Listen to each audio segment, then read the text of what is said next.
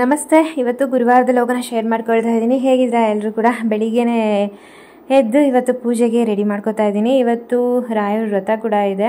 ಅಂದರೆ ಇವತ್ತು 5ನೇ ವಾರದ ವ್ರತ. ನಾನು 9 ಗುರುವಾರದ ವ್ರತನ ಸಂಕಲ್ಪ ಮಾಡ್ಕೊಂಡಿರೋದು. ಇವತ್ತು ಮಾಡ್ತಾ ಇರೋದು 5ನೇ ಗುರುವಾರದ ವ್ರತ.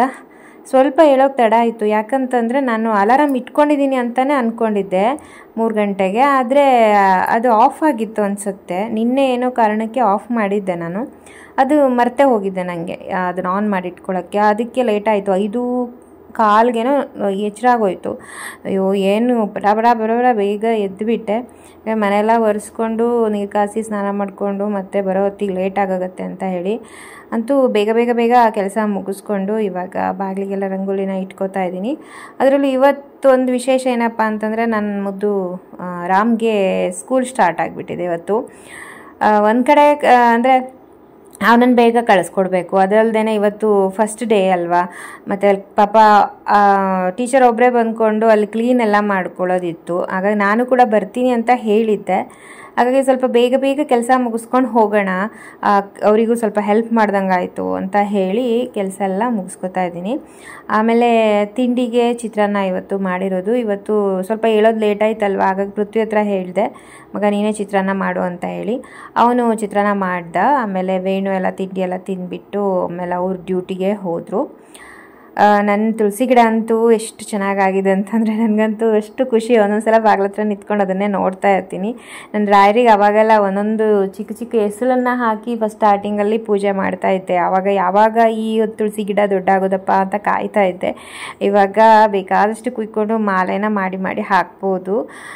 ತುಂಬ ಖುಷಿ ರಾಯರಿಗೆ ತುಳಸಿ ಮಾಲೆ ಕಟ್ಟೋದು, ಅವ್ರಿಗೆ ಹಾಕೋದು ಅಂತಂದ್ರಂತೂ. ಆನಂತರ ನೈವೇದ್ಯ ಕೂಡ ಮಾಡ್ಕೋಬೇಕಿತ್ತು. ಇವತ್ತು ರವೆದು ಕೇಸರಿ ಬಾತ್ ಅಂದರೆ ಶಿರಾ ಅಂತಾರಲ್ವ, ಅದನ್ನು ಮಾಡ್ತಾಯಿದ್ದೆ. ಅಷ್ಟೊತ್ತಿಗಾಗಲೇ ರಾಮ್ ಎದ್ಕೊಬಿಟ್ಟ. ವೇಣು ಬೇರೆ ಡ್ಯೂಟಿಗೆ ಹೋಗಾಗಿತ್ತು, ಅವನ್ನ ಇಟ್ಕೊಂಡು ಈಗ ಪೂಜೆ ಮಾಡಬೇಕಿತ್ತು. ಅದಕ್ಕೋಸ್ಕರ ಅವನ್ನ ಮೇಲ್ಗಡೆ ಗ್ಯಾಸ್ ಕಟ್ಟೆ ಮೇಲೆ ಕೂರಿಸ್ಕೊಂಡು ಹಾಗೆ ನೈವೇದ್ಯನೆಲ್ಲ ರೆಡಿ ಮಾಡಿಕೊಂಡು ಮತ್ತೆ ಈ ಕಡೆ ಪೂಜೆಗೆ ಬಂದೆ. ಅಷ್ಟೊತ್ತಿಗೆ ನಮ್ಮ ಪೃಥ್ವಿ ಬಂದ. ಅವನ ಚಿತ್ರಾನ್ನ ಮಾಡೋಕ್ಕೆ ಅಂತ ಎಲ್ಲ ರೆಡಿ ಮಾಡಿಕೊಂಡು ಅವರವರು ಮಾಡ್ಕೋತಾ ಇದ್ರು. ಹಾಗೆ ಈಗ ರಾಯರ ಪೂಜೆಗೆ ರೆಡಿ ಮಾಡ್ಕೋತಾ ಇದ್ದೀನಿ. ಇಲ್ಲಿ ಗಂಧನ ತೆಗಿತಾ ಇದ್ದೀನಿ.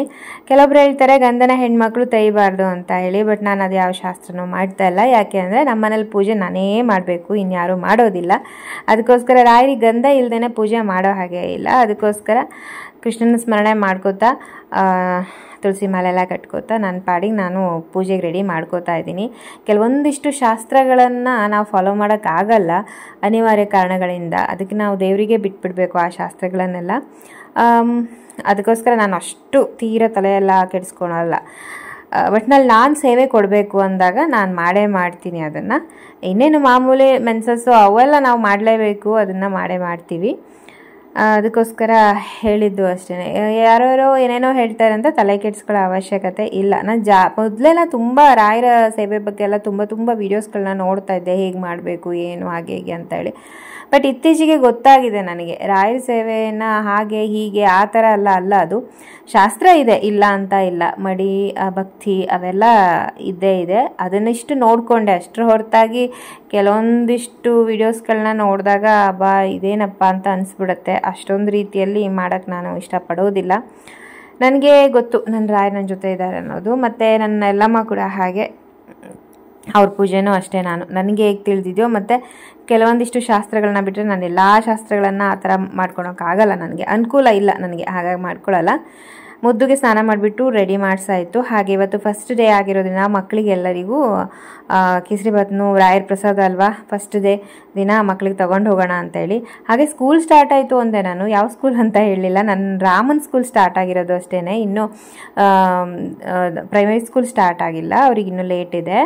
ಸ್ಕೂಲಿಗೆ ಹೋಗ್ತೀನಿ ಅಷ್ಟೊತ್ತಿಗಾಗಲೇ ನಾನು ಹೋಗೋದೇ ಲೇಟ್ ಆಗಿತ್ತು. ಪಾಪ ಟೀಚರ್ ಒಬ್ಬರೇ ಎಲ್ಲ ಕ್ಲೀನೆಲ್ಲ ಮಾಡ್ಕೋತಾ ಇದ್ರು. ಮಾಡ್ಕೊಂಡೇ ಆಗಿದೆ ಅವರು ಆಲ್ರೆಡಿನೇ. ಮಕ್ಕಳಿಗೆ ಹಾಲು ಬೇರೆ ಕೊಟ್ಟಾಗಿತ್ತು. ಆನಂತರ ಮಕ್ಕಳೆಲ್ಲ ಜೋಕಾಲಿ ಅದು ಇದು ಅಂತ ಆಟ ಆಡ್ಕೋತಾ ಇದ್ದರು. ಮಕ್ಕಳು ಬೆಡ್ಶೀಟು ಎಲ್ಲ ಪಾಪ ಶಾಂಪು ಎಲ್ಲ ತಂದ್ಕೊಂಡು ಎಲ್ಲ ವಾಶ್ ಮಾಡಿ ಕ್ಲೀನ್ ಮಾಡ್ಕೋತಾ ಇದ್ದಾರೆ. ಅಂಗಳದಲ್ಲೆಲ್ಲ ಬರೀ ಕಸಗಳು ಬಿದ್ದಿದ್ದು, ಮರದ ಎಲೆಗಳು ಎಲ್ಲ. ಆಮೇಲೆ ಅವ್ರ ಮನೆಗೆ ಕುರಿಮರಿ ಬೇರೆ 2 ಈ ಕಡೆನೇ ಬಂದಿದ್ದು. ನಂಗೆ ಅದನ್ನ ನೋಡಿ ಫುಲ್ ಖುಷಿ. ಯಾಕೋ ಇತ್ತೀಚೆಗೆ ಕುರಿಮರಿ ಮೇಲೆ ಫುಲ್ ಲವ್ ಆಗ್ತಾ ಇದೆ. ತಗೋಬೇಕು ಅಂತ ಇದ್ದೀವಿ ನಾವು ಕೂಡ. 1-2 ಕುರಿಮರಿ ಎದುರು ಸಾಕಬೇಕು ಅಂತ ಹೇಳಿ ರಾಮ್ಗೆ ಹಾಲು ಕೊಟ್ಟರು. ಹಾಲು ಕುಡಿತಾ ಇದ್ದಾನೆ. ಹಾಗೆ ಮಕ್ಕಳ ಜೊತೆಗೆ ಜೋಕಾಲೆಲ್ಲ ಆಟ ಆಡ್ಕೋತಾ ಇದ್ದಾರೆ. ಏನೋ ಒಂದು ಸ್ವಲ್ಪ ನನಗೂ ಕೂಡ ಟೈಮ್ ಸ್ಪೆಂಡ್ ಮಾಡಿಕೊಂಡೆ ಅವ್ರ ಜೊತೆಗೆಲ್ಲನೂ. ಸುಮಾರು ದಿನ ಇದು ಸ್ಕೂಲ್ ಕಡೆ ಹೋಗ್ದೇನೆ. ನಾನು ಸಾಮಾನ್ಯ ಸ್ಕೂಲಿಗೆ ಒಂಥರ ಮಾಮೂಲಿ ಅತಿಥಿ. ನಾನು ಹೋಗ್ತಾ ಇರ್ತೀನಿ, ಬರ್ತಾ ಇರ್ತೀನಿ. ಮತ್ತು ಸ್ಕೂಲ್ಗೂ ನನಗೂ ಒಂಥರ ಅಟ್ಯಾಚ್ಮೆಂಟು. ನಂಗೆ ತುಂಬ ಇಷ್ಟ. ಹಾಗೆ ಸ್ವಲ್ಪ ಹೊತ್ತು ಆ ಕುರಿಮರಿ ಜೊತೆ ಆಟ ಆಡಿಕೊಂಡು ಒಂದಿಷ್ಟು ಫೋಟೋ ಎಲ್ಲ ಕ್ಲಿಕ್ ಮಾಡಿಕೊಂಡೆ. ಅದು ದೊಡ್ಡ ಕುರಿ ಬಂದಿಲ್ಲ ನನ್ನ ಹತ್ರ. ಇದು ಚಿಕ್ಕದು ಮಾತ್ರ ಬಂತು. ಆದರೂ ಒಂದೇ ಸಲ ಬಂದಿಲ್ಲ, ಎದುರ್ತು ಫಸ್ಟು. ಆಮೇಲೆ ನಾನೇ ಸ್ವಲ್ಪ ನಿಧಾನಕ್ಕೆ ಕರ್ಕೊಂಡು ಇದು ಮಾಡಿದೆ, ಮುದ್ದು ಮಾಡಿದೆ. ಇದು ಸ್ವಲ್ಪ ಬಡ್ಕಲಾಗಿತ್ತು ಪಾಪ, ಅದು ಚೆನ್ನಾಗಿತ್ತು. ಅದನ್ನು ಮಾರ್ಕೆಟಿಂದ ತಂದಿದ್ದಂತೆ. ಇದನ್ನು ಇವರೇ ಸಾಕಿರೋದು, ಅಂದರೆ ಮನೆಯಲ್ಲಿ ಇದ್ದದ್ದು ಬಿಳಿ ಕುರಿಮರಿ. ಎಷ್ಟು ಚೆನ್ನಾಗಿತ್ತು ಅಂತ ಅಂದರೆ ಹಿಂಗೆ ನೋಡಿ ಒಂಥರ ಆಸೆ, ತಗೊಂಡೋಗೋಣ ನನಗೂ ಇಲ್ಲ. ಅವ್ರು ಸಾಕಿರೋದು. ನೋಡೋಣ, ವೇಣು ಹತ್ರ ಹೇಳಿದ್ದೀನಿ ತಂದುಕೊಡ್ತೀನಿ ಅಂತ ಹೇಳಿದ್ದಾನೆ ವೇಣು. ಹಾಗೆ ತುಂಬ ಕಸ ಬಿದ್ದಿತ್ತಲ್ವ, ಅವರೊಬ್ಬರೇ ಗುಡಿಸ್ಬೇಕು ಅಂತ ಹೇಳಿ ನಾನು ಕೂಡ ಅವ್ರಿಗೆ ಸ್ವಲ್ಪ ಹೊತ್ತು ಹೆಲ್ಪ್ ಮಾಡಿದೆ. ಕಸ ಎಲ್ಲ ತೆಗೆದ್ಬಿಟ್ಟು ಒಂದು ಸ್ವಲ್ಪ ಹೊತ್ತು ಸ್ಕೂಲಲ್ಲೆಲ್ಲ ಟೈಮ್ ಸ್ಪೆಂಡ್ ಮಾಡಿ ನಂತರ ಮಕ್ಕಳಿಗೆಲ್ಲ ಕೇಸರಿಬಾತ್ ತೊಗೊಂಡೋಗಿದ್ದೆ ಅಲ್ವಾ, ಅದನ್ನು ಮಕ್ಕಳಿಗೆ ತಿನ್ನಿಸ್ಬಿಡಿ ಅಂತ ಹೇಳಿಬಿಟ್ಟು ನಾನು ಆಮೇಲೆ ಮಕ್ಕಳ ಜೊತೆ ಸ್ವಲ್ಪ ಹೊತ್ತು ಆಟ ಆಡಿಕೊಂಡು ಹಾಗೆ ಬಂದುಬಿಟ್ಟೆ ಮನೆಗೆ. ಇವತ್ತು ಅಂದರೆ ಗುರುವಾರ ಇರೋದ್ರಿಂದ ನಾನೇನು ತಿಂಡಿ ತಿನ್ನಲ್ಲ, ಮಕ್ಕಳಿಗೆಲ್ಲ ಹಾಕ್ಕೊಟ್ಟಿದ್ದಾರೆ. ಇದು ಆಮೇಲೆ ವಿಡಿಯೋ ಕಳಿಸಿದ್ದು ನಾನಿಲ್ಲಿ ಆ್ಯಡ್ ಮಾಡಿದ್ದೀನಿ. 12 ಗಂಟೆ 12:30ಗೇನೋ ಹಾಕ್ಕೊಟ್ಟಿದ್ರು ಅವರು. ವಿಡಿಯೋ ಮಾಡಿ ನಂಗೆ ಕಳಿಸ್ಕೊಟ್ಟಿದ್ರು, ನಾನೆಲ್ಲ ಆ್ಯಡ್ ಮಾಡಿದೆ. ನಾನಿವತ್ತು ಉಪವಾಸ ಇರೋದು, ನಿರ್ಜಲ ಉಪವಾಸ, ಏಕಾದಶಿ ಥರನೇ ಏನು ತಿನ್ನೋಲ್ಲ ಇವತ್ತು. ನಾಳೆ ಬೆಳಿಗ್ಗೆನೇ ನಾನು ವಿಷ್ಣುಗೆ ಪ್ರಸಾದ ಎಲ್ಲ ಮಾಡಿಬಿಟ್ಟು ನಾನು ತಿಂಡಿಯನ್ನು ತಿನ್ನೋದು. ಇದು ನಾನು ಸಂಕಲ್ಪ ಮಾಡ್ಕೊಂಡಿರೋದು ಆ ಥರ ಇದೆ. ಏನು ರಾಯರ ವ್ರತ ಮಾಡಿದವರೆಲ್ಲ ಉಪವಾಸ ಇರಬೇಕು ಅಂತ ಇಲ್ಲ, ಹಾಗಾಗಿ ಹೇಳಿದ್ದು ಅಷ್ಟೇ. ನಾನು ಈ ಥರ ಮಾಡಿದೆ ಅಂತ ಮತ್ತು ಯಾರು ಆ ಥರ ಮಾಡೋಕ್ಕೆಲ್ಲ ಹೋಗಬೇಡಿ. ನನ್ನ ಮನಸ್ಸಿಗೆ ಖುಷಿ ಇದೆ, ನಾನು ಈ ಥರ ಮಾಡಬೇಕು ಅಂತ ಅವ್ರ ಹತ್ರ ಸಂಕಲ್ಪ ಮಾಡಿದ್ದೀನಿ, ಆ ಥರ ಮಾಡ್ತಾಯಿದ್ದೀನಿ ಅಷ್ಟೇ. ಮಕ್ಕಳೆಲ್ಲ ಈ ಥರ ಕುತ್ಕೊಂಡು ತಿನ್ನೋದು ನೋಡಿದೆ ಎಷ್ಟು ದಿನ ಆಗಿತ್ತೇನೋ, ತುಂಬ ಖುಷಿ ಆಯಿತು ನೋಡಿಬಿಟ್ಟು. 4 ಜನ ಮಕ್ಕಳು ಪಾಪ ಇರೋದು. ಆ ಥರ ಮಕ್ಕಳಿಗೆಲ್ಲರಿಗೂ ಬಾಯ್ ಬಾಯ್ ಹೇಳಿ ಮನೆ ಕಡೆ ನಾನು ಬಂದೆ. ಇನ್ನೇನು ಮನೆಯದು ಮುಂದಿನ ಕೆಲಸ ಮಾಮೂಲಿ ಇರೋದೇ, ಅಡುಗೆ ಪಾತ್ರೆ ತೊಳೆಯೋದು ಇದು ಅಂತ ಹೇಳಿ. ಸೊ ಆ ಕೆಲಸನ ಶುರು ಮಾಡಿಕೊಂಡೆ. ಹಾಗೆ ರಾಯರ ನಾಮಲೇಖನ ಕೂಡ ಬರೀಬೇಕು. ಓಕೆ, ಹಾಗಾದರೆ ಇವತ್ತಿನ ಲೋಗ್ ಆಗಿತ್ತು ಇದು. ಬಾಯ್, ಥ್ಯಾಂಕ್ ಯು.